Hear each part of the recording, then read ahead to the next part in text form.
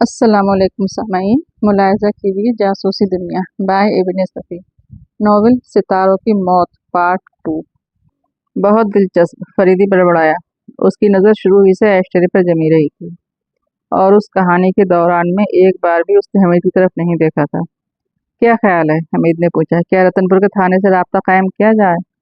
क्या हर्ज है, लेकिन मुझे यकीन नहीं कि वहाँ किसी हकीम लाडले मियाँ का सुराग मिल सके।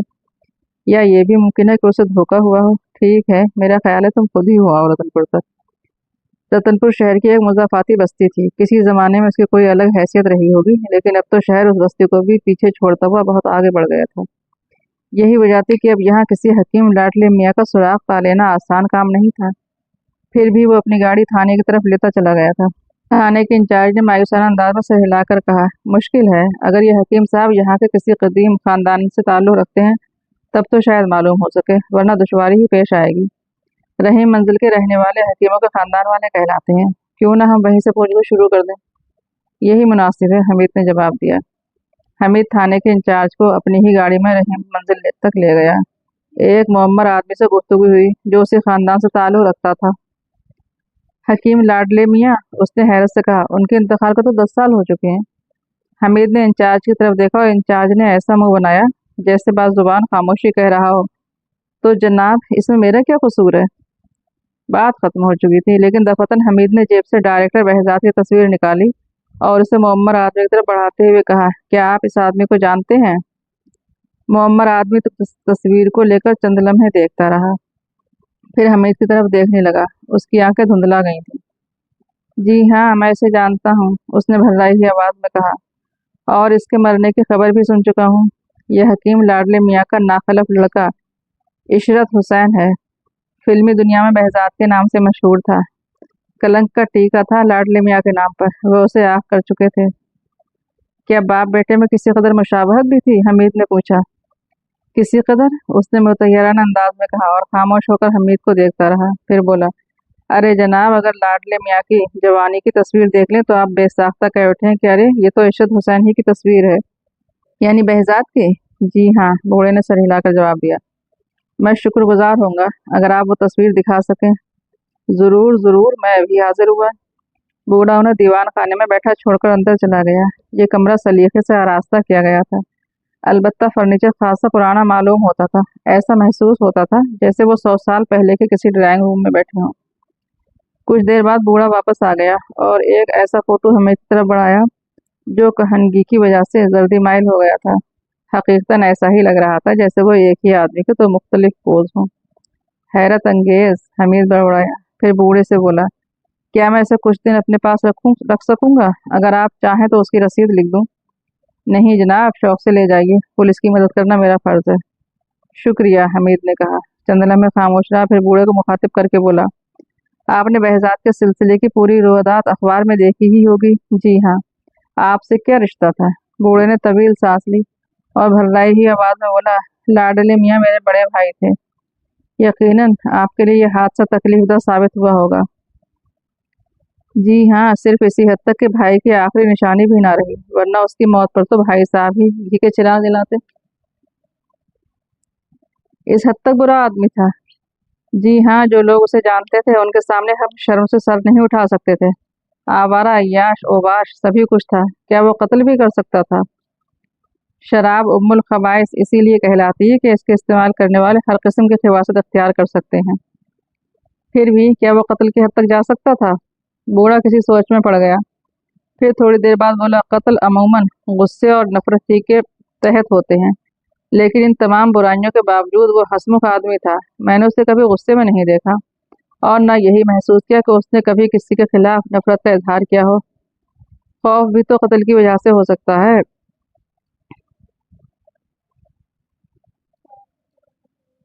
इसमें यही लिखा है, मुझे सही बोला? कत्ल खौफ की वजह से भी तो हो सकता है। जी हाँ, लेकिन मैं उस सिलसिले में क्या अर्ज कर सकता हूँ? अच्छा, वो कभी फरेब दही का मुर्तकिब भी हुआ था? मेरा ख्याल है कि फरेब दही की आदत ही ने उसे खानदान से अलग किया था। बचपन में वालिदैन को फरेब ही देकर अपनी बुरी आदतों पर पर्दा डालता रहा था। अच्छा, हमीद उठता हुआ बोला, अब इजाजत दीजिए, कोई जरूरत पेश आई तो फिर हाजिर हो जाऊंगा। वो फिर थाने की तरफ रवाना हो गए। راستے میں انچارج نے پوچھا، یہ بہزاد وہی تھا جو سنجوگتا فلما رہا تھا؟ جی ہاں وہی تھا۔ وہ ہیروئن آشا بھی تو آج یہاں آئی ہے؟ کہاں آئی ہے؟ اس کی ایک کوٹھی یہاں پر بھی ہے۔ شہر کے بہتر دولت مند آدمیوں نے یہاں اپنے مکانات بنا رکھے ہیں، شہر کے ہنگاموں سے پیچھا چھڑا کر یہاں آرام کرنے آتے رہتے ہیں۔ آشا کی کوٹھی کدھر ہے؟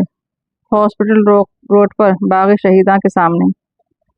اچھا، اب میں آپ کو تھانے میں چھوڑ دوں؟ تعاون کا بہت بہت شکریہ۔ اب آپ واپس شہر جائیں گے؟ ابھی کچھ نہیں کہہ سکتا۔ اگر قیام کا ارادہ ہو تو رات کا کھانا غریب خانے پر۔ شکریہ، لیکن شاید اتنی دیر نہ ٹھہر سکوں۔ حمید اسے تھانے پر چھوڑ کر خود ہاسپٹل روڈ کی طرف روانہ ہو گیا۔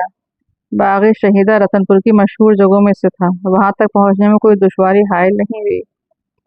پھر اس کے قریب ہی آشا کی کوٹھی تلاش کر لینا بھی مشکل نہ تھا۔ پھاٹک کھلا ہوا ملا، لہٰذا وہ گاڑی اندر لیتا چلا گیا۔ دو چوکیدار گاڑی کی طرف جھپٹے۔ جیسے ہی وہ رکی، انہوں نے آگے بڑھ کر حمید کو سلام کیا۔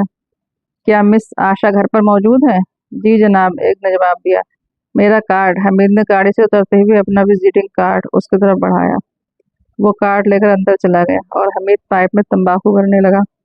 پھر اسے سلگانے بھی نہیں پایا تھا کہ وہ واپس آ گیا۔ تشریف لے چلیے، اس نے کہا۔ حمید فوج کی طرف بڑھا ہی تھا کہ آشا دکھائی دی، جو اس کے استقبال کے لیے خود ہی برآمدے تک چلی آئی تھی۔ ہیلو کیپٹن، وہ ہنس کر لرزشوں سے لبریز آواز میں چیخی۔ ہیلو آشا۔ پھر آشا کے عقب میں اس کی نانی کا جھللایا ہوا سا چہرہ ابھرا۔ اس کے پیچھے کسی مرد کا جانا پہچانا سا چہرہ تھا۔ آشا نے مسافر کے لیے ہاتھ بڑھایا، جسے بڑے پیار سے ہاتھ میں لیا گیا، لیکن دوسرے ہی لمحے میں آشا کی نانی کی کھرکھراتی ہوئی سی آواز آئی۔ کتنی بار سمجھایا کہ مردوں سے مسافہ ہماری تہذیب سے تعلق نہیں رکھتا، صرف نمستے ہی کافی ہے، دوسرے کیا سوچتے ہوں گے؟ میں نے ان کے متعلق ابھی تک اچھا ہی اچھا سوچا ہے، حمید مسکرایا۔ فرمائیے، کیسے تکلیف کی؟ نانی ہی نے پوچھا۔ آپ نے شاید مجھے پہچانا نہیں، میں کمل کمار والے کیس کی تفتیش کر رہا ہوں۔ میں نے پہچان لیا ہے، جہنم میں گیا کمل کمار بھی اور بہزاد بھی۔ میں کہتی ہوں، اگر کوئی گولی میری بچی کی لگتی تو کیا ہوتا؟ ارے بی بی، دفعتاً آشا بولی، کیا ساری باتیں کھڑے ہی کھڑے ہو جائیں گی؟ چلیے بیٹھیے، نانی نے برا سا منہ بنا کر کہا، لیکن آپ کو میری بات کا جواب دینا پڑے گا۔ دے دوں گا، حمید نے خامخواہ ہنس کر کہا۔ وہ ڈرائنگ روم میں آ بیٹھے اور آشا نے حمید سے پوچھا، کیا مردنگ جسے آپ کی واقفیت نہیں ہے؟ اس نے اس پستہ قد آدمی کی طرف دیکھا جو پہلے سے وہاں موجود تھا۔ کہیں دیکھا تو ہے، حمید نے اسے غور سے دیکھتے ہوئے کہا۔ آپ میری توہین کر رہے ہیں جناب، مردنگ برا سا منہ بنا کر بولا۔ پوری انڈسٹری میں مجھ سے زیادہ کامیاب کامیڈین اور کوئی نہیں ہے۔ افسوس ہے کہ مجھے اردو کی فلموں سے کوئی دلچسپی نہیں۔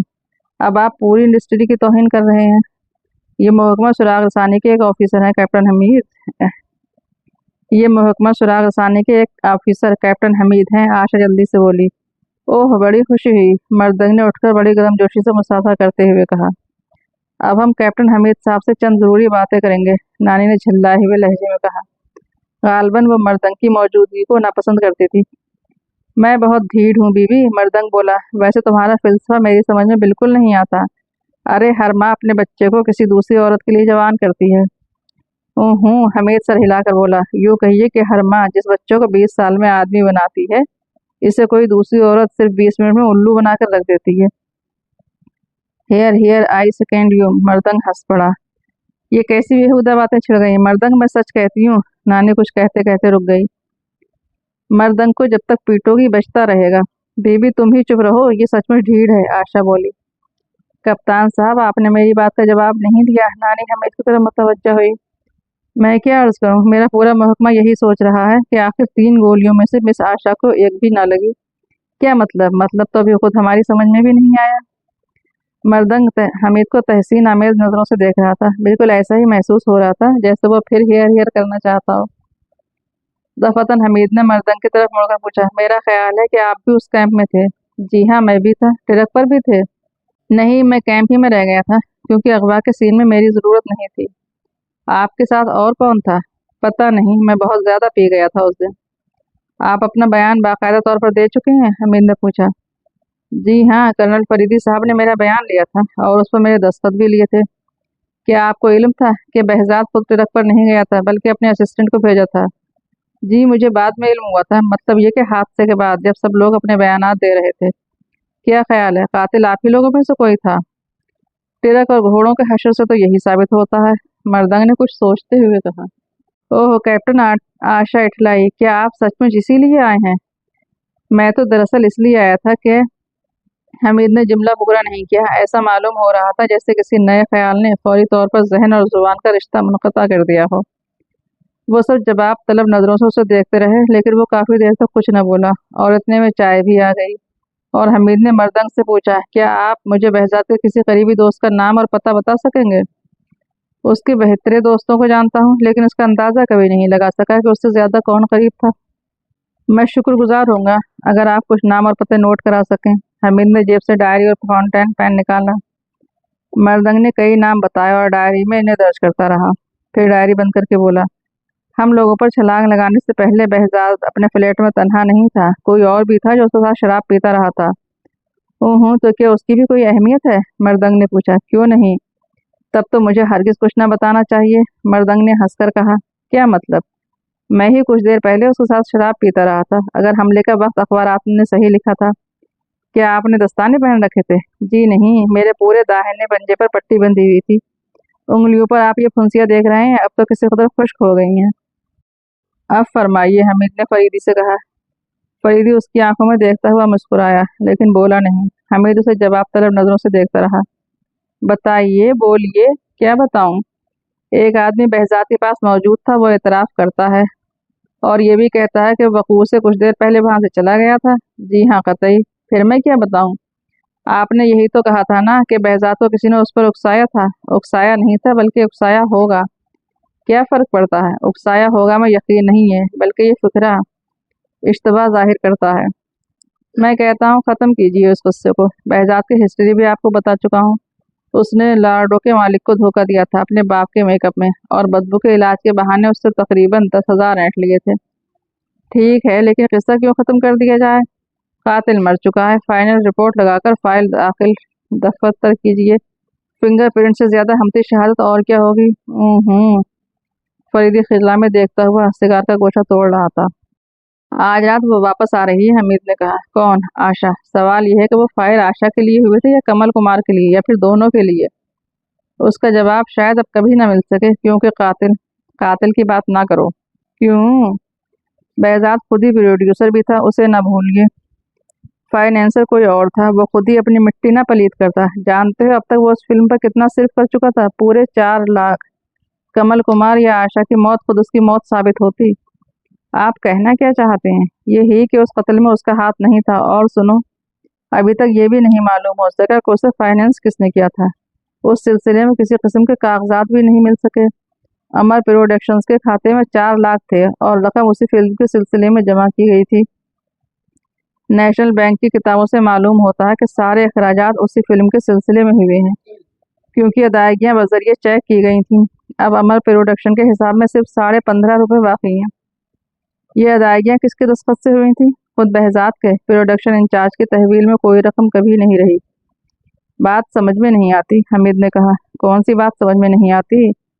यही कि फिल्म में रुपया लगाने वाला सामने नहीं आया, और यही चीज उलझावे वाली है। फरीदी उसकी आंखों में देखता हुआ बोला। थोड़ी देर खामोश रहा, फिर तवील सांस लेकर कहने लगा, उसे हर हाल में सामने आना चाहिए था। लेकिन आपको ये कैसे मालूम हुआ कि रुपया किसी और का था? हो सकता है वो रकम बहजात ही की रही हो। गालिबन तुम्हारा हाफजा कमजोर हो गया है। ये बात मुझे तुम्ही से मालूम हुई थी। क्या राजगढ़ के थाने की तरफ जाते हुए उसने तुम्हें नहीं बताया था कि वो तबाह हो गया? फाइनेंसर को क्या मुंह दिखाएगा? हाँ, किया तो था। अगर उसके जाती सरमाए से फिल्म बन रही होती तो वह गलत बयानी से काम क्यों लेता? अरे जनाब, अपनी बेगुनाही साबित करने के लिए। लेकिन ये चीज राज ना रह सकती, तफ्तीश के दौरान में जरूर खुल जाती। हमीद चुटकी बजाकर मुतफक्किराना अंदाज में बोला। सारा मसला हल हो गया। उसने सोचा था कि वो उस जुर्म के इल्जाम से साफ दामन बचा लेगा, लिहाजा जुर्म कर बैठा। बाद में उसके अवाक़िब पर नजर गई तो बौखला गया। उसने सोचा कि वो जकड़ लिया जाएगा, इस बार किसी तरह ना बच सकेगा। लिहाजा उसने खुदकुशी की ठानी। उसी इरादे से बालकनी तक आया। हम लोगों पर नजर पड़ी, उसने हमें लार्डो के दफ्तर में दाखिल होते देखा। पोस्टमार्टम की रिपोर्ट के मुताबिक बहुत ज्यादा नशे में था, लिहाजा मजीद बहका। उसने सोचा कि तन्हा क्यों जाऊं, महकमा सुराग रसानी को उस ऑफिसर को भी क्यों ना हम सफर बना लिया जाए। जिसकी सलाहियतों के खौफ की बिना पर उसने खुदकशी का इरादा किया है। ये भी जहन में रखिए कि पिछले जिन केसों के सिलसिले में उसकी उंगलियों के निशानात मिले थे उनकी तफ्तीश आपके सुपुर्द नहीं हुई थी, और शायद ये भी ना होती अगर आप मौके वारदात पर मौजूद ना होते। हाँ, तो उसने एक खंजर संभाला। पहले ही अर्ज कर चुका हूँ कि वो नशे में था। जैसे ही हम लार्डो के ऑफिस से बरामद हुए उसने आप पर छलांग लगा दी। हियर हियर, फरीदी ने मेज थपथपाई। बिना वो हमीद फखरी अंदाज में उसकी तरफ देखे जा रहा था। तुम ठीक उसी नतीजे पर पहुंचे हो जिस पर असल मुजरिम हमें पहुंचाना चाहता है। यानी ये इतनी लंबी चौड़ी तकरीर मैंने बकवास कर डाली थी। माय डियर कैप्टन हमीद, तुम्हारा ख्याल दुरुस्त है, फरीदी ने कहा और सिगार सुलगाने लगा। पाइप का तंबाकू खत्म हो गया, वरना मैं भी बताता, हमीद खिसियाना होकर बोला। थोड़ी देर खामोशी रही, फिर हमीद ने कहा, आशा कुछ दिन मेरे साथ गुजारना चाहती है। क्या मतलब? फरीदी चौंक पड़ा। उस पर बड़ी पाबंदियां हैं, लेकिन वो एडवेंचर की शायक है, तन्हा कहीं नहीं जा सकती। नानी हर वक्त साथ रहती है और 2 अदद बॉडी गार्ड भी। लेकिन बॉडी गार्ड क्यों हमीद साहब? खुद नानी हर वक्त सर पर मुसल्लित रहती है। बॉडी गार्ड्स तो वही लोग रखते हैं जिन्हें किसी तरफ से अपने खिलाफ मुतशद्दिदाना कार्रवाइयों का खदशा लाहक रहता है। जाहिर है ये बॉडी गार्ड्स आशा को किसी पर आशिक होने से तो बाज नहीं रख सकते, और नानी का ये रवैया भी महज उसी खदशे के तहत है कि वो कहीं और किसी की होकर उसके हाथों से ना निकल जाए। हाँ, ये मसला गौरतलब है। मालूम करो, लेकिन ऐसे हालात में वो भला कुछ दिन तुम्हारे साथ कैसे गुजार सकेगी? उसने एक बड़ी बचकाना तजवीज़ पेश की थी। हमीद मुस्कुराया। कह रही थी कि आप लोग तो मेकअप के जरिए सूरत भी बदल सकते हैं, मेरे चेहरे पर भी क्यों ना वही आर्ट अपनाइए, इस तरह हम खुलेआम साथ रह सकेंगे। तजवीज़ तो माकूल है, फरीदी ने संजीदगी से कहा, लेकिन वो उसकी आंखों में धूल झोंक कर बाहर कैसे आएगी? हमीद आंखें फाड़ फाड़ कर उसे देखने लगा। उसे तवक्को नहीं थी कि फरीदी उस मसले पर इतनी संजीदगी से गुफ्तगू करेगा। क्या सोचने लगे? फरीदी ने पूछा। क्या आप इसे पसंद करेंगे कि वो कुछ दिन मेरे साथ गुजारे? मर्जी के मुख्तार हो फर्जंद, माशाअल्लाह बालिग भी हो, मेरी पसंद या नापसंदीदगी का सवाल ही नहीं पैदा होता। खैर, मारिए गोली। ये आशा मेरी समझ में ना आ सकी। कुछ दिन उसके साथ गुजारो, समझ में आ जाएगी। ये आप कह रहे हैं? मेरा वक्त ना बर्बाद करो, फरीदी बुरा सा मुंह बनाकर बोला। सुनिए तो, वो कमल कुमार को चाहती थी। उससे मिल बैठने ही के लिए उसने ये शर्त पेश की थी कि वो इसी सूरत में कॉन्ट्रैक्ट कर सकेगी जब कमल कुमार को पृथ्वीराज का रोल दिया जाए। हाँ तो फिर? लेकिन उसके चेहरे से जर्रा बराबर भी नहीं मालूम होता कि उसे उसका गम हो। उस दिन तो मगमूम थी जब ये वाकया पेश आया था। हाँ, उसी दिन थी। इतना ही काफ़ी है। क्या मतलब? भाई, मेरे महकमे को उसकी फिक्र ना होनी चाहिए। ओह, शायद आप ये सोच रहे हैं कि वो खुद उस कत्ल की जिम्मेदार है, उस साजिश में खुद भी शरीक थी।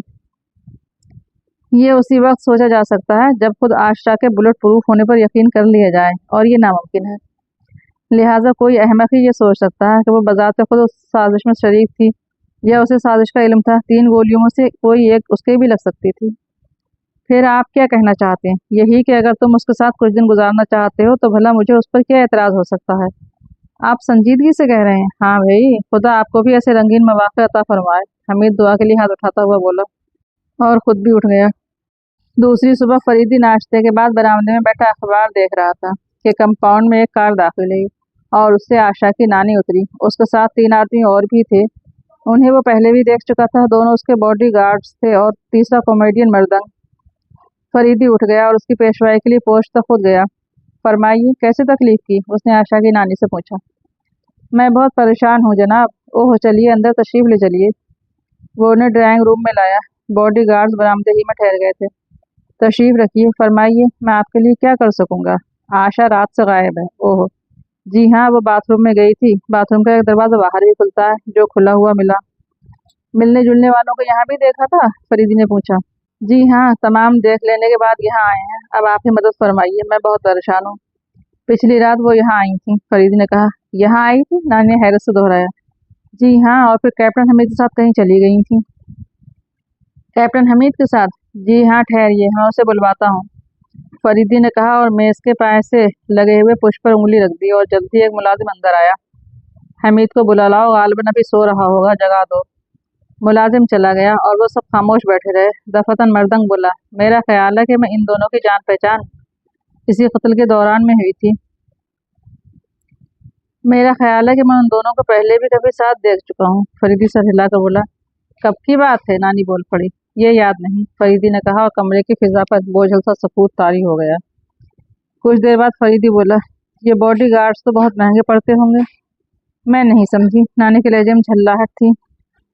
आखिर आपने मुसल्लह बॉडी गार्ड्स क्यों रखकर छोड़े हैं? क्या ये आपको किसी तरफ से तशद्दुद का खदशा है?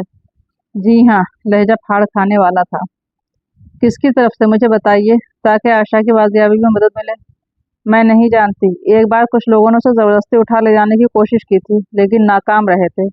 इसके बाद ही से मैंने बॉडी गार्ड्स रख लिए थे। मर्दंग उसकी ये बात हैरत से आंखें फाड़े सुनता रहा था। उसके खामोश होते ही बोला, गालिबन सारी दुनिया के लिए एक नई इत्तला हो, तो फिर मैं क्या उसका ढंडोरा पीट कर बदनामी मोल लेती? नानी मर्दंग पर उलट पड़ी। ऐसा भी क्या कि ये बात अपने हमदर्दों पर भी न जाहिर की गई? मर्दंग ने शिकायत आमेज लहजे में कहा। यहाँ कोई किसी का हमदर्द नहीं है। आपको बाकायदा रिपोर्ट दर्ज करानी चाहिए थी, फरीदी मुतफक्किराना अंदाज में बोला। जो हुआ सो हुआ, अब बताइए मैं क्या करूं? किसी पर शुबह जाहिर कीजिए। मैं यहाँ के इंडस्ट्री से ताल्लुक़ रखने वाले हर फर्द पर शुबह जाहिर कर सकती हूँ। बेचारे मर्दंग को ऐसे मौके पर ज़रूर फरामोश कर देना। मर्दंग बोला, तुम चुप रहो, हर वक्त अब भांडपन अच्छा नहीं लगता। वह इस तरह पलटी थी जैसे उसका गला ही घोंट देगी। ठीक उसी वक्त वही मुलाजिम कमरे में दाखिल हुआ जो हमीद को बुलाने गया था। साहब, न वो कमरे में है न कहीं और। शरीफ कह रहा था कि वो रात को वापस ही नहीं आए थे। चौकीदार ने भी यही बताया है। मुलाजिम ने कहा, ऐसा मालूम हुआ जैसा कि नानी को सख्ता सा हो गया हो। पलकें झपकाए बगैर फिजा में घूरे जा रही थी, फिर शायद मर्दंग के खकारने पर चौंकी थी। फिर उसने अपनी रानों पर हाथ मारकर कहा, अब किससे फरियाद करूं जब कानून के मुहाफिज ही ऐसी हरकतें करने लगे? अगर आपको हमीद ही पर शुबा है तो आप उसके खिलाफ बाकायदा रिपोर्ट दर्ज कराइए। वो अक्सर रातों को घर से गायब रहता है। जरूरी नहीं कि दोनों ने सारी रात साथ ही गुजारी हो। आखिर आप किस बिना पर शुबा कर रही हैं? क्यों ना करूं, जब ये वाकया पेश आया है हर वक्त कोठी पर धरे रहते थे। माफ कीजिएगा, ये बात पूछना भूल गया था। अरे, रतनपुर तक पीछा किया था उस मर्दूद ने। अब तो बस यही दुआ मांगनी पड़ेगी कि अल्लाह किसी लड़की को खूबसूरत बनाकर न पैदा करे, और अगर खूबसूरत बनाकर पैदा भी करे तो जवानी में चेचक निकल आए। मर्दंग ने टुकड़ा लगाया। हरामजादे, तुम चुप रहो। हरामजादे अमूमन चुप ही रहते हैं, वरना पता नहीं कितनी दाढ़ियां झुलस जाएं और कितने गेरवे बिस्तरों में आग लग जाए। नानी डार्लिंग, सब्र करो। मिस्टर बराह करम खामोश रहिए, ये एक तकलीफ सिचुएशन है, फरीदी ने खुश्क लहजे में कहा। अगर ये हरकत कैप्टन हमीद ही ने की है तो उसे अपने हाथों से हथकड़ियां पहनाऊंगा। आप मुतमईन रहिए मोहतरमा। आप पता नहीं कब पहनाएंगे हथकड़ियां। अगर उस अरसे में उन्होंने शादी कर ली तो तब अलबत्ता मैं कुछ ना कर सकूंगा। कानून ही मजबूर हो जाएगा। गालिबन मिस आशा बालिग हो चुकी हैं। Here lies the point. मर्दंग रान पर हाथ मार कर बोला। लेकिन मैं चैन से नहीं बैठने दूंगी। वो दहाड़ती हुई खड़ी हो गई। मर्दंग भी उठा, लेकिन फरीदी ने बुढ़िया की नजर बचाकर उसे ठहरने का इशारा किया। उसने भी सर को जुम्बिश दी और बुढ़िया से बोला, इस दौड़ धूप ने मुझे बुरी तरह थका दिया है। मैं कुछ देर यहीं बैठूंगा। क्यों कर्नल साहब, आपको तो कोई एतराज ना होगा? कतई नहीं, कतई नहीं। फरीदी ने गहरे खुलूस का मुजाहरा किया। बुढ़िया मर्दंग को घूरती हुई चली गई। फरीदी और मर्दंग बैठ गए। थोड़ी देर तक खामोशी रही। फिर फरीदी बोला, क्या आप बता सकेंगे कि बहजाद को उस फिल्म के सिलसिले में किसी ने माली मदद दी थी? मैं? मर्दंग ने हैरत से कहा, भला मैं क्या बता सकूंगा? इस सिलसिले में मुझे कोई डॉक्यूमेंट नहीं मिल सका। फरीदी मुतफक्किराना लहजे में बोला। अमर प्रोडक्शन के हिसाब में 4 लाख जमा किए गए थे। हो सकता है उसके अपने रुपए हों। कहीं भी उसका सबूत नहीं मिल सका। इनकम टैक्स के रिकॉर्ड भी देख लिए गए हैं। दरअसल मेरे सामने फाइनेंस के मुताल्लिक कभी कोई तस्करा नहीं आया। मर्दंग बोला। वाक़ये वाले दिन उसने एक अजीब बात भी बताई थी और साथ ही दरख्वास्त की थी कि उसका तस्करा किसी से न किया जाए। क्या बात थी? आशा ने अपनी नानी के इल्म में लाए बगैर मुआहदे की ये शर्त रखी थी कि हीरो का रोल कमल कुमार को दिया जाए। वाकई? मर्दंग ने हैरत से आंखें फाड़ कर कहा। यकीन करो, उसका तहरीरी बयान मेरे पास मौजूद है। कमाल है, बहजाद ने किसी को हवा भी नहीं लगने दी थी इसकी। फर्ज करो बूढ़ी औरत को उसका इल्म हो गया हो और उसने खुद ही कमल कुमार के खिलाफ एक साजिश मुरतब की हो, लेकिन खुद आशा के भी तो गोली लग सकती थी। तुम 3 आदमियों को एक घोड़े पर बिठा दो और घोड़े को सर पर दौड़ाओ। उनमें से जिसके लिए भी कहोगे उसी को गोली मारूंगा। दूसरे का खराश तक ना आएगी। और फिर हो सकता है। फरीदी मजीद कुछ कहते कहते रुक गया। ऐसा मालूम हुआ जैसे किसी नए ख्याल ने जहन में सर उभारा हो। मर्दंग इस्तेफामिया अंदाज में उसकी तरफ देखता रहा। खैर हटाओ, हम सिर्फ बहजाद ही की बातें करेंगे। जिस दिन उसने मुझ पर छलांग लगाई थी तुम उसके फ्लैट में मौजूद थे? जी हाँ, मैंने कैप्टन हमीद से उसके मुताल्लिक गुफ्तगू भी की थी। तुम दोनों पीते रहे थे? जी हाँ। वो किस किस्म की गुफ्तगू करता रहा था? मेरा ख्याल है कि रस्मी गुफ्तगू के अलावा और किसी खास मौजू पर गुफ्तगू नहीं हुई थी। वैसे बहुत ज्यादा परेशान नजर आ रहा था। इस तरह जी छोड़कर पी रहा था जैसे जहन को सोचने समझने के काबिल ही न रहने देना चाहता हो। कमल कुमार के कत्ल का तस्करा भी नहीं निकला था? नहीं जनाब। फरीदी कुछ देर खामोश रहा, फिर पुरतशवीश लहजे में बोला, अगर वो वाकई कैप्टन हमीद को अपने साथ ले गई है तो हम बड़ी दुश्वारियों में पड़ जाएंगे। मैं भी यही अर्ज करने वाला था। बुढ़िया बड़ी बारसूख है। कई आला ओहदेदार आशा की वजह से उसकी बड़ी इज्जत करते हैं। वाकई मैं बड़ी उलझन में पड़ गया हूँ, फरीदी ने झिंझलाए हुए लहजे में कहा। अच्छा, अब इजाजत दीजिए, मर्दंग उठता हुआ बोला। फरीदी कुछ न बोला, किसी सोच में गुमता, हत्ता के मुसाफे के लिए फैले हुए मर्दंग के हाथ की जानिब भी तवज्जो न दी और वो खिसियाने अंदाज में बाहर चला गया। टेलीफोन की घंटी बज रही थी। हालांकि आवाज फरीदे के कान तक भी पहुंची थी, लेकिन वो आराम कुर्सी पर नीम दराज सिगार के हल्के हल्के कश लेता रहा। लान में बेगल कुतिया के छोटे छोटे बच्चे खुशहालियां कर रहे थे। फोन है जनाब, अंदर से एक मुलाजिम ने आकर कहा। कौन है भाई? फरीदी उठता हुआ बोला। उन बच्चों को देखना, हौस की तरफ ना जाने पाए। लाइब्रेरी में आकर उसने रिसीवर उठाया। हेलो, कौन साहब हैं? दूसरी तरफ से आवाज आई। फरीदी, आदाब कर्नल साहब, मैं शंभू बोल रहा हूँ, शंभू सेठ। माफ फरमाइएगा, मैंने अब भी नहीं पहचाना। लार्डो का प्रोपराइटर, आपके एक मातहत ऑफिसर मुझसे मिल चुके हैं। ओह अच्छा, फरमाइए। वो मुझसे फिल्म डायरेक्टर, क्या नाम था उसका? जी, वो उस फिल्म डायरेक्टर के मुतालिक पूछगछ कर रहे थे जिसने शायद आप लोगों पर हमला किया था। जी हाँ, शायद उसने पूछगछ की थी। फिर ये कि मैं बड़ी उलझन में पड़ गया हूँ कर्नल साहब। उन्होंने मुझे डायरेक्टर की जो तस्वीर दिखाई थी वो हकीम लाडले मियाँ से मुशाबा थी। गालबन उन्होंने आपको बताया होगा। जी हाँ, बताया था। और वो जो शाहिद था ना, हकीम लाडले मियाँ ने जिसे मेरे पास मुलाजिम रखाया था। कौन शाहिद? फरीदी ने माउथपीस में कहा। ओह अच्छा, आपकी फर्म का वो आदमी जो पिछले साल कत्ल कर दिया गया था। जी हाँ कर्नल साहब। उसने लार्डो में फिल्म से मुताल्लिक भी एक शोबे का इजाफा किया था। लार्डो में फिल्म का शोबा? फरीदी के लहजे में हैरत थी। जी हाँ कर्नल साहब, एक्स्ट्रा अदाकारों की फराहमी का करता था ये शोबा। आपकी लाइन से कतई अलग चीज थी। जी हाँ, मैं उसी वजह से उलझन में पड़ गया हूँ। मैं तो नहीं समझ सकता कि उसमें उलझन की कोई बात हो, फरीदी ने कहा। साहब, मेरी रातों की नींद उड़ गई है उस मामले पर सोच विचार करते।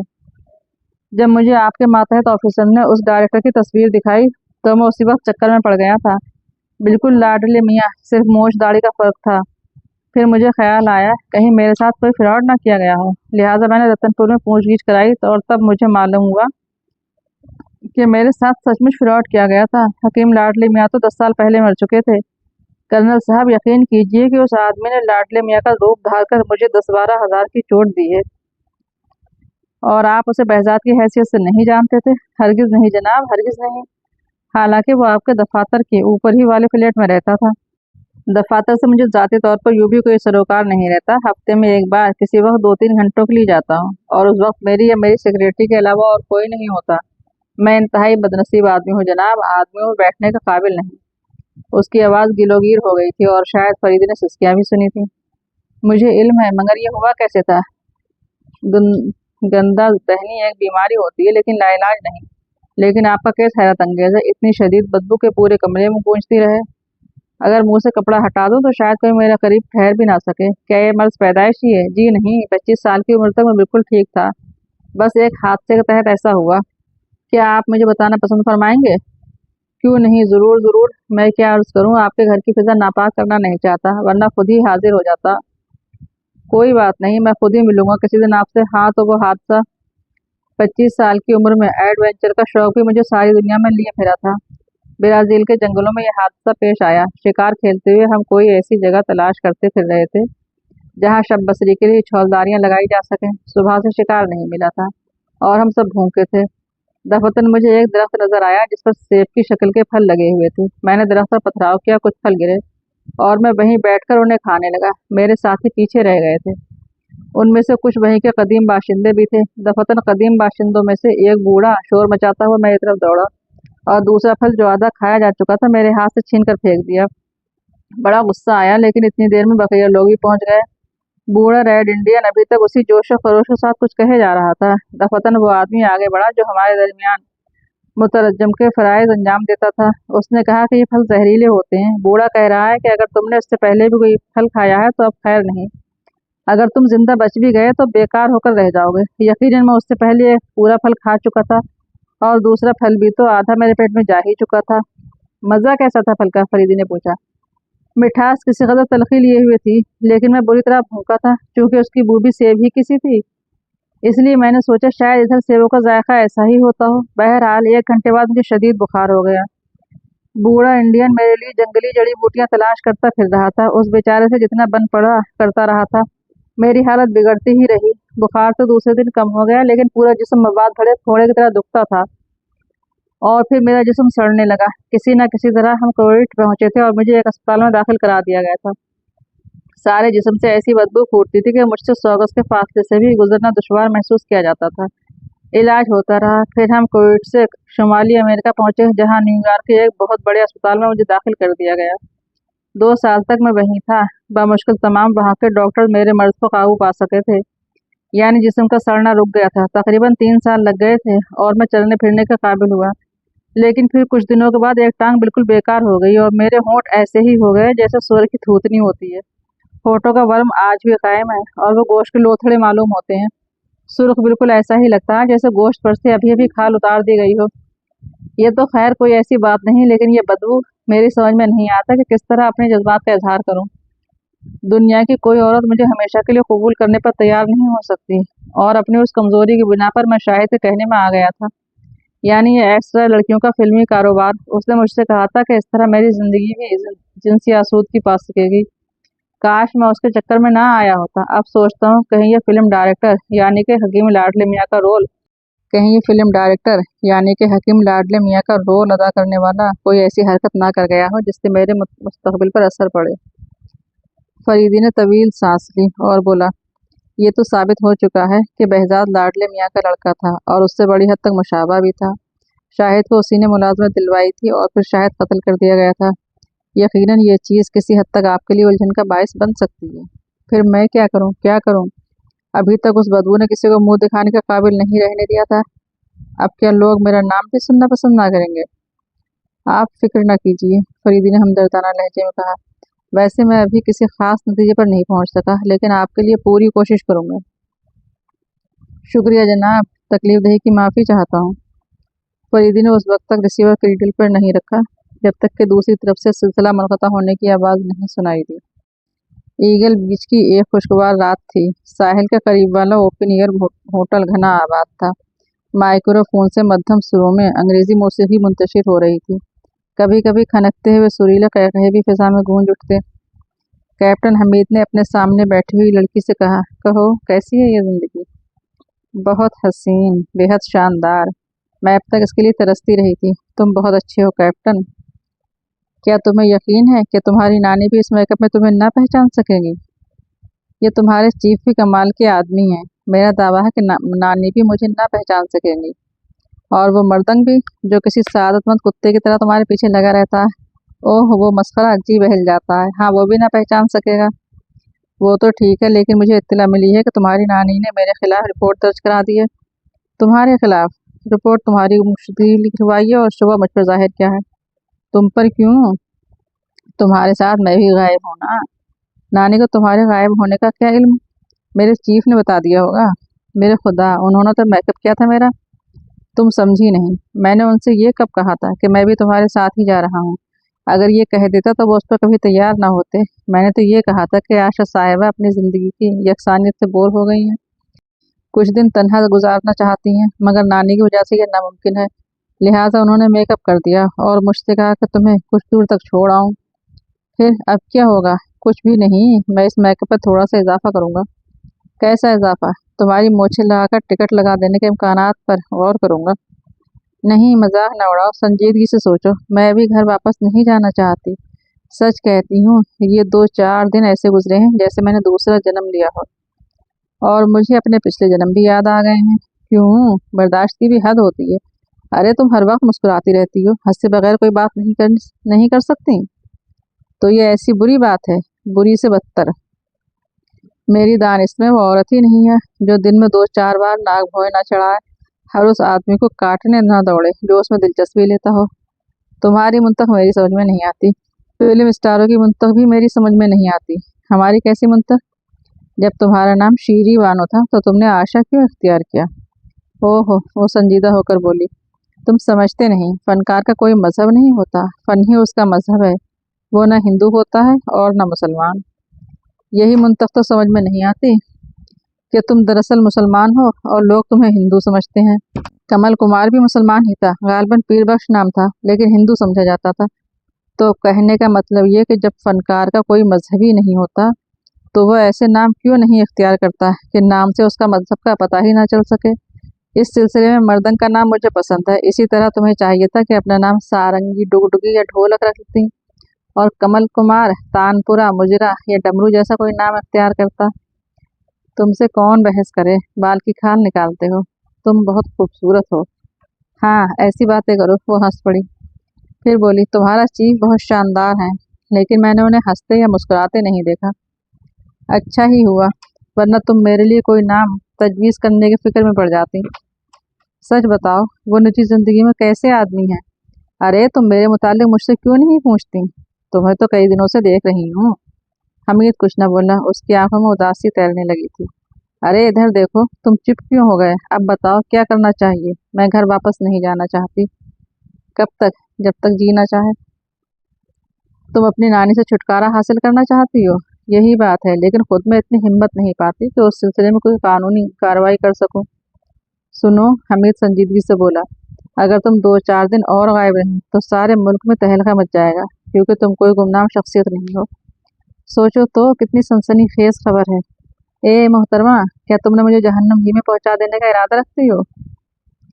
ओह, तुम्हारा कोई क्या बिगाड़ लेगा? मैं बालिग हूँ, अदालत में कह दूंगी कि अपनी खुशी से तुम्हारे साथ गई थी और तुम्हें उस पर मजबूर किया था। और उसके बाद फिर वही टाएं टाएं फिश। हमीद ने ठंडी सांस ली। क्यों, फिर तुम क्या चाहते हो? आशा ने संजीदगी से पूछा। तुम बताओ, क्या चाहता हूँ? वही जो मुल्क के लाखों आदमी चाहते हैं। आशा हंस पड़ी। क्या चाहते हैं मैं नहीं जानता, क्योंकि मेरा शुमार लाखों में नहीं बल्कि करोड़ों में होता है। शादी, मुझसे शादी करना चाहते हैं? हटो, कैसी बातें करती हो? हमीद किसी कुंवारी लड़की की तरह लजाकर बोला। है, वो खिलखिलाकर हंस पड़ी। तुम्हारी यही चीज़ें तो कयामत है। मैं चला जाऊंगा, हाँ नहीं तो। दफतन आशा चौंक पड़ी और आगे झुककर आहिस्ता से बोली, मर्दन, तुम मत देखना उस तरफ। बीबी भी हैं और मेरी बॉडी गार्ड्स भी। ये लोग उधर ही आ रहे हैं। अच्छी बात है, तुम खामोशी बैठना। अगर कुछ पूछे भी तो जवाब न देना। मैं कह दूंगा ईरानी है, उर्दू नहीं समझती। वाकई वो लोग सीधे उसी मेज की तरफ आए। नानी हमीद को नफरत आमेज नजरों से घूर रही थी। आशा कहाँ है? उसने जहरीले लहजे में पूछा। मैं क्या जानूं? हमीद ने हैरत जाहिर की। वो कई दिनों से गायब है और आखिरी बार तुम्हारे साथ देखी गई थी। ओह, वो कई दिन पहले की बात है। बैठिए बैठिए। वो कहाँ है? भाई मैं क्या जानूं, एक रात वो मेरे पास आई थी और फिर मैं उसे कुछ दूर तक रुखसत करने गया था। अपनी गाड़ी से नहीं आई थी, इसीलिए टैक्सी की तलाश में मैं भी कुछ दूर तक उसके साथ चला गया था। कर्नल फरीदी साहब का कहना है कि तुम उस रात वापस ही नहीं हुए थे और अब तक घर नहीं पहुंचे। उन्हें शायद इसका इल्म ना हो कि मैं छुट्टी पर हूँ और जहाँ चाहूँ अपनी छुट्टियाँ गुजार सकता हूँ। भाई बेकार बात है, मर्दंग बोल पड़ा। चलते चलते थक गए, अब कुछ देर यहीं बैठो बीबी। हाँ, यहीं बैठूंगी, उस वक्त तक बैठूंगी जब तक लड़की का पता न चल जाए। वो खाली कुर्सी पर बैठ गई। मर्दंग ने चौथी कुर्सी संभाली और बॉडी गार्ड्स को हाथ के इशारे से कोई दूसरी मेज तलाश करने को कहा। आपकी तारीफ कप्तान साहब, मर्दंग ने आशा को तहसीन आमेज नजरों से देखते हुए कहा। मिस रजिया अस्फंदियारी ईरानी हैं, खुदा का शुक्र है कि उर्दू नहीं समझती, वरना तुम लोगों की गुफ्तगू की बिना पर मुझे कोई लफंगा समझकर उठ जाती। ऐश हैं आप लोगों के भी। मर्दंग ने ठंडी सांस ली। हमीद ने महसूस किया कि वो आशा को शुबह की नज़रों से देख रहा है। क्या पियेंगे आप लोग? हमीद ने पूछा। अब तो तुम मुझे जहर ही पिला दो, बुढ़िया रुहासू होकर बोली। जब कानून के मुहाफिज ही लुटेरे बन जाएं तो कोई क्या करे, किससे फरियाद करे? मोहतरमा, आप गलत फहमी में मुब्तला हैं। खुद तुम्हारे चीफ को तुम पर शुबा है। उन्होंने मुझसे कहा था कि कुछ ताज्जुब नहीं, कैप्टन हमीद ही ने उस पर डोरे डाले हों। औरतों के मामले में उस पर एतमाद नहीं किया जा सकता। वो भी गलत फहमी में मुब्तला हैं। एक अदाकारा और आम औरतों में बड़ा फ़र्क होता है।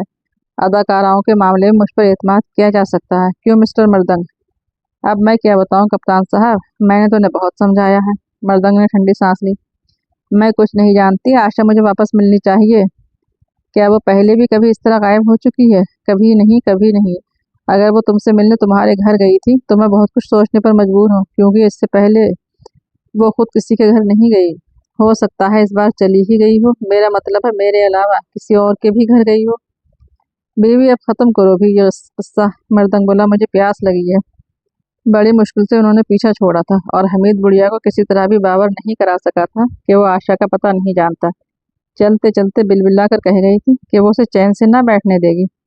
आशा बाद में खूब हंसी थी और कहा था कि उसकी नानी की बेबसी उसे बहुत भली लगी थी, उसको बड़ा सुकून सा मिला था। फिर वो ईगल बीच वाले हट में वापस आ गए थे। वैसे हमीद महसूस कर रहा था कि उसका ताक़ुब किया जा रहा है।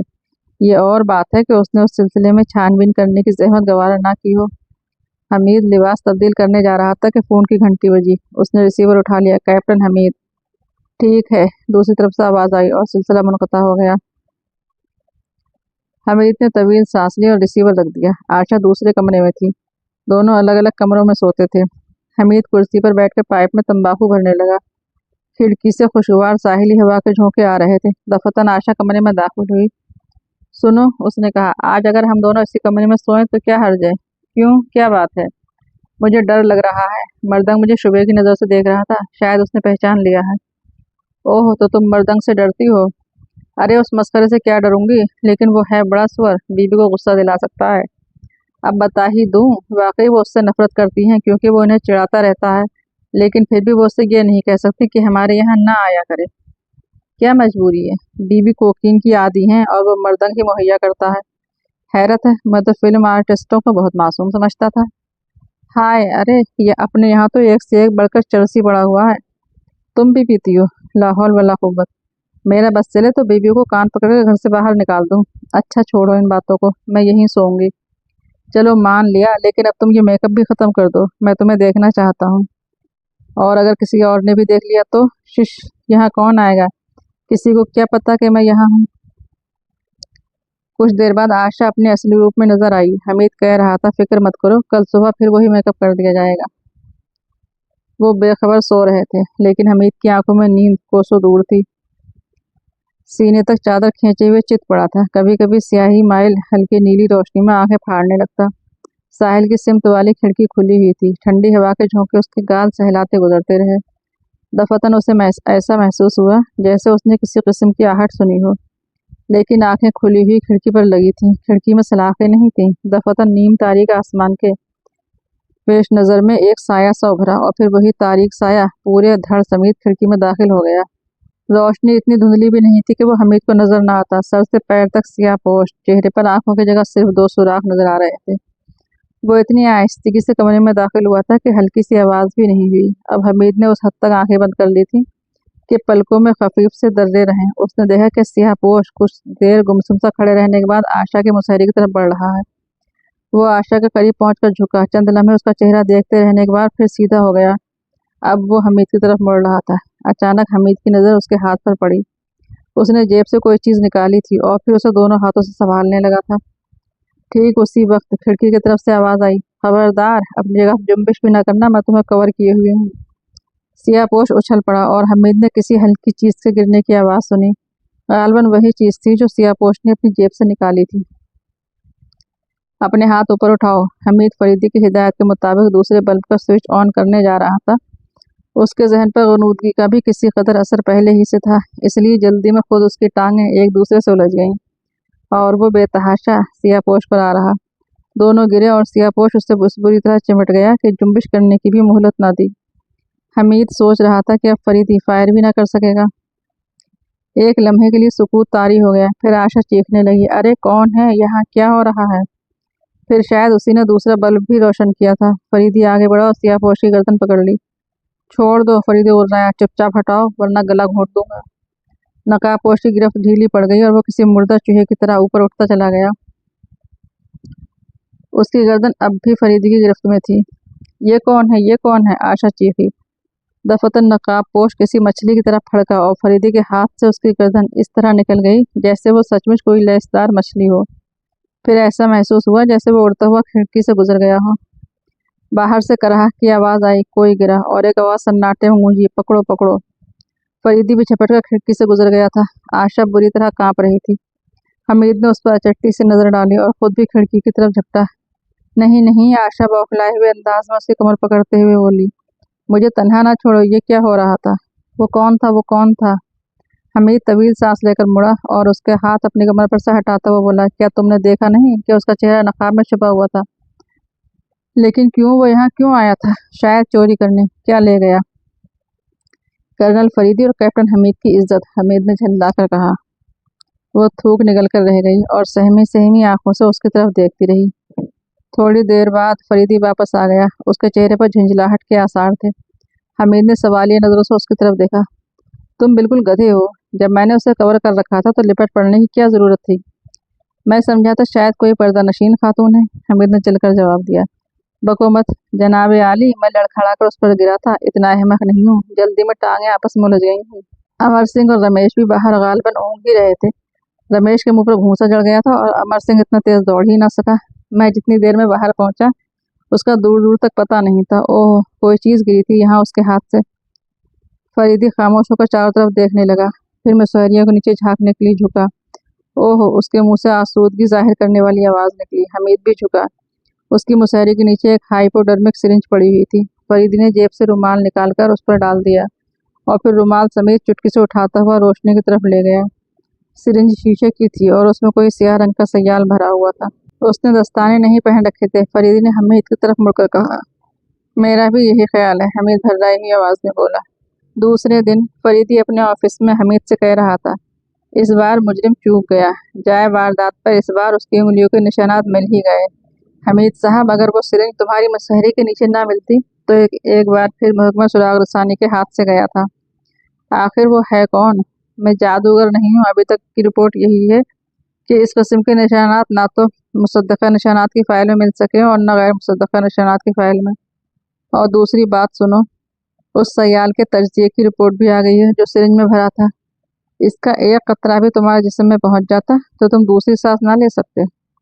आखिर आपने किस बिना पर ये जाल बिछाया था? मेरा ख्याल था कि कातिल हर उस आदमी को मार डालने की कोशिश करेगा जो उसके और आशा के दरमियान आने की कोशिश करेगा। कमल कुमार रकावत का शिकार हुआ था, मगर कारतूस पर तो बहरहाल बहजात की उंगलियों के निशानात मिले थे। मुश्किल काम नहीं है। तुम मेरे ऐसे दो कारतूस निहायत आसानी से चुरा सकते हो, जिसे मैं अपनी पेटी में रखता हूँ, और फिर ये तुम्हारा काम है कि उन पर अपनी उंगलियों के निशानात छोड़े बगैर इस्तेमाल भी कर डालो। सुनो, शाहिद के सीने में जो खंजर पाया गया था वो उसी जगह दूसरी बार भोंका गया था, वो भी लाश के ठंडी हो जाने के बाद। उसके केस के फाइल में पोस्टमार्टम की रिपोर्ट भी मौजूद है और वही उस हकीकत का इजहार करती है। लेकिन अफसोस कि वो केस रबा रबी में डील किया गया था। किसी ने उसकी तरफ ध्यान नहीं दिया। जिस खंजर से शायद कत्ल किया गया था उसे उसके सीने से निकाल कर उसकी जगह दोबारा खंजर भोंका गया था जिस पर बहजात की उंगलियों के निशानात थे। इस तरह बकरिया पिछले केसों में भी यही किया गया था, ताकि पुलिस के रिकॉर्ड में एक पुरस्कार आदमी की उंगलियों के निशानात का इजाफा होता रहे। और फिर जब असल मुजरिम ये देखे कि आइंदा किसी केस में उसके अपने फंस जाने के इम्कानात पैदा हो गए हैं तो बहजात को धक्का देकर पुलिस के सामने कर दे। वो ऐसा ही मौका था जब हम बहजात की लाश से दो चार हुए थे। क्या तुम यही नहीं चीखते रहते, बहजात ने हम में से किसी को कत्ल करने के लिए हम पर छलांग लगाई थी? बहरहाल वो सारे पुरस्कार निशानात मुर्दा बहजात की उंगलियों के निशानात से लिए गए थे। चलिए, बादिल नज़र में केस ख़त्म हो गया, लेकिन सवाल यह है कि बहजात ने अपने 4 लाख क्यों ज़ाया कर दिए, जबकि कमल कुमार को भी इसी तरह चुपचुपाते कहीं कत्ल कर सकता था जैसे शाहिद को किया था। और ये भी सुन लो कि शाहिद भी किसी ज़माने में आशा का मंजूर नज़र रह चुका है। जिंदा होता तो वो यही दलील पेश करता अपने बचाव के लिए, हमीद बोला, और शायद उस कत्ल का इल्ज़ाम उसकी नानी के सर थोपने की कोशिश करता। और यही हकीकत भी है जनाब कर्नल साहब, जब वो उसकी नानी का कोई आदमी था पिछली रात। इसे मत भूलो कि नानी खुद आशा की मौत का खतरा नहीं मोल ले सकती। उन तीनों गोलियों में से कोई आशा के भी लग सकती थी। सुनो, तुम बेग वक्त 10 गेंदें इस तरह उछालो कि उसके दरमियान 1 इंच का भी फासला ना हो, लेकिन तुम मुझसे जिस गेंद पर भी निशाना लगाने को कहोगे उसी के चिथड़े उड़ेंगे। 10 आदमियों को बराबर से दौड़ा दो, जिससे कहोगे उसी को गिराऊंगा। लेकिन अगर उनमें से एक तुम्हारा भाई भी हो तो तुम मुझे अपनी मशाक़ी का सबूत पेश ना करने दोगे। हालांकि तुम भी मेरे निशाने से अच्छी तरह वाकिफ हो। क्या समझे? कुछ भी नहीं समझा। कातिल ख्वाह कैसा ही कदर अंदाज क्यों ना रहा हो, आशा की नानी उस पर एतमाद ना करती, लेकिन कातिल खुद अपनी जिम्मेदारी पर यह सब कुछ कर गुजरता। शऊरी तौर पर वो आशा को बेअंदाजा चाहता है, लेकिन उसके लाशऊर में उसके लिए बेअंदाजा नफरत मौजूद है, क्योंकि वो खुद उसकी तरफ मुतवज्जा होने के बजाय दूसरों को चाहने लगता था। लिहाजा लाशऊर की यही नफरत उस यकीन की शक्ल में शऊर पर मुनक्किस होती है कि उसकी मुशाक़ी सिर्फ कमल कुमार ही तक महदूद रहेगी। आशा को कोई गुजंद ना पहुंचेगा। हालांकि बंदूक ट्यूलिप बोर्ड थी जिसके कारतूस की गोलियां 2.5 फीट के दायरे में फैलती हैं। उनमें से कोई आशा का भी काम तमाम कर सकती थी, लेकिन इत्तेफाकन ऐसा नहीं हुआ। जहन्नुम में जाए, पता नहीं उसकी नानी उसके साथ किस तरह पेश आई होगी। वो तो अब भी जाने के लिए तैयार नहीं थी। हमीद ने बुरा सा मुंह बनाकर कहा, उसका पार्ट खत्म हो चुका है इस ड्रामे में, अब उसे भूल जाओ। कभी उधर का रुख भी किया तो मुझसे बुरा कोई ना होगा। फरीदी मजीद कुछ कहने वाला था कि फिंगरप्रिंट सेक्शन का इंचार्ज कमरे में दाखिल हुआ और कुछ कागजात फरीदी के सामने रखता हुआ बोला, ये तीनों सेट एक ही आदमी की उंगलियों से ताल्लुक रखते हैं। गुड, बहुत बहुत शुक्रिया। इंचार्ज के चले जाने के बाद फरीदी ने फ़ोन पर यके बाद दीजिए कई नंबर डायल किए और हर नंबर पर यही कहता रहा, मर्दंग जहाँ भी मिले फ़ौरन गिरफ्तार कर लो। मर्दंग? हमीद ने हैरत से आंखें फाड़ दी। बरखुरदार, फरीदी पुरमानी अंदाज में मुस्कुराया। लेकिन मुझे यकीन है कि अब वो उसकी गर्द को भी ना पा सकेंगे, क्योंकि वो सिरिंज पर अपनी उंगलियों के निशानात छोड़ गया है।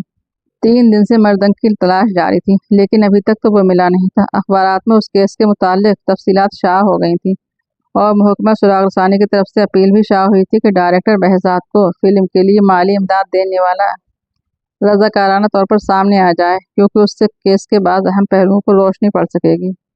लेकिन अभी तक कोई ऐसा आदमी भी सामने नहीं आया था।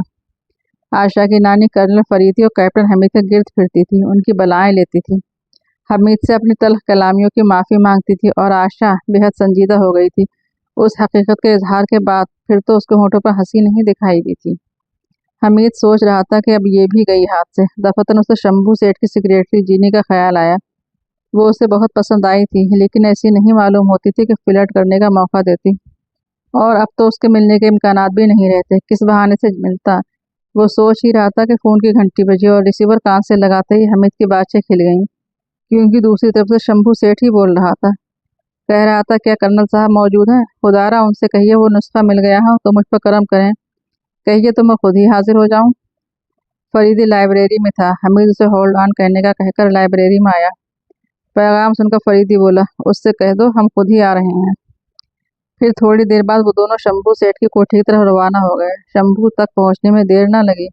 कमरा बदस्तूर बदबू से गूंज रहा था और वो पाहिजों वाली कुर्सी पर बैठा चौंधियाई हुई आंखों से उनकी तरफ देख रहा था। आप याद करके बताइए, क्या उन फलों पर नीले रंग की छोटी छोटी चित्तियां भी थीं? फरीदी ने उससे पूछा। जी हाँ जी हाँ, वो सर हिलाकर भर्राई हुई आवाज में बोला। गुड, फरीदी की आवाज में हमीद ने दबा सा जोश महसूस किया। अब आपका शाफी इलाज हो जाएगा। जरा अपने होंठ तो दिखाइए। आप मुझसे और ज्यादा नफरत करने लगेंगे, शंभू ने रफ़्क़त आमेज आवाज में कहा। मुझे आपसे हमदर्दी है शंभू सेठ, आप बहुत अच्छे आदमी हैं। मुझे मालूम हुआ है कि हर माह हज़ारों रुपए खैरात करते हैं और उसमें हिंदू मुसलमान की तखसीस नहीं करते। अरे मैं किस लायक हूँ, शंभू सेठ ने कहते हुए अपने चेहरे से कपड़ा हटा दिया और हमीद ने कराहत के मारे आंखें बंद कर लीं। सूजे हुए होंठ सुअर की थूथनी से मुशाबह थे। ऐसा मालूम होता था जैसे उन पर की खाल अभी अभी उतारी गई हो और उनसे खून टपक पड़ेगा। फिर फरीदी की आवाज़ ही पर आंखें खुली थीं, जो कह रहा था, बेटे मर्दंग, बड़ा शानदार मेकअप है।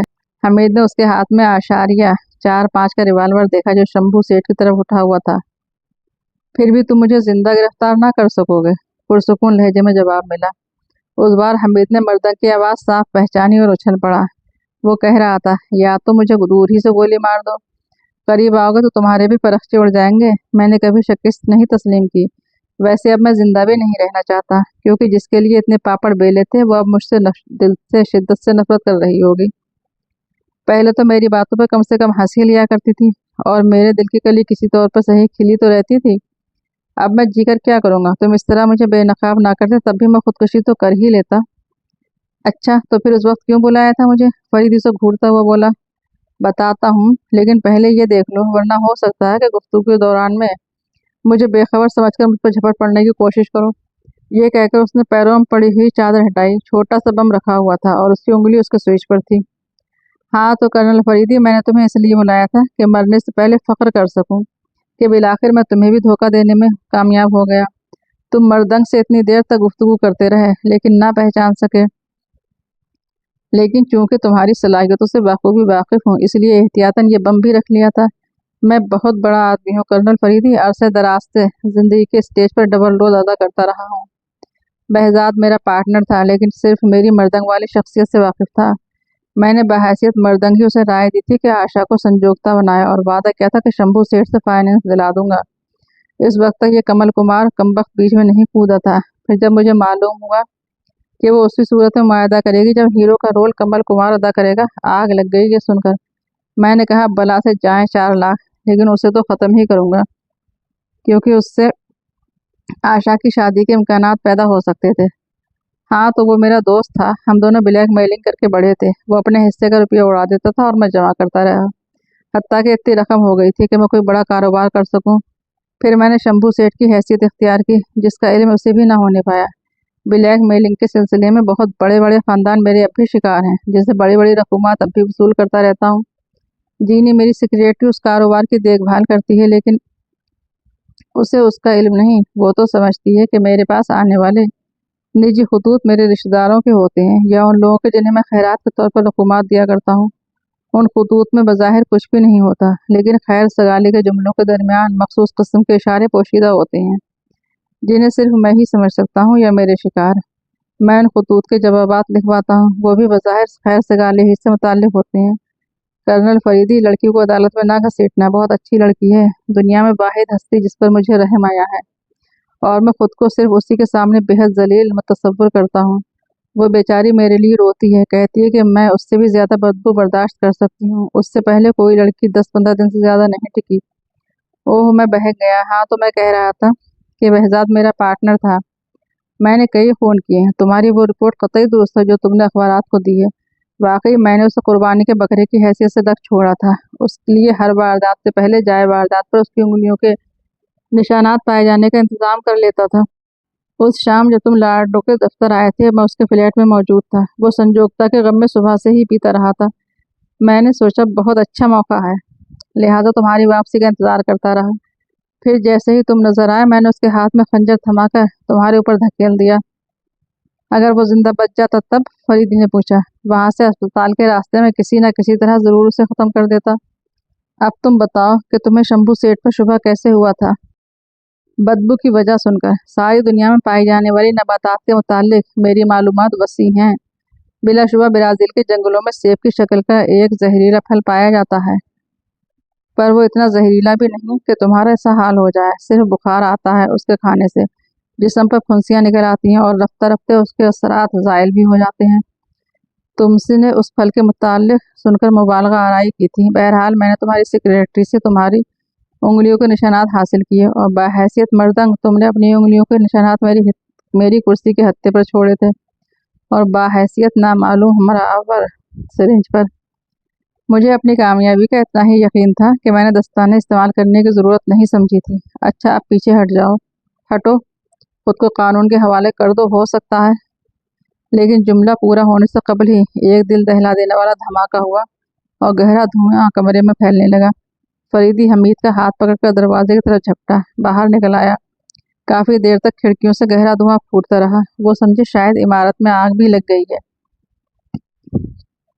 फरीदी ने हमीद से कहा कि कहीं करीब से फायर ब्रिगेड के लिए फ़ोन कर दो।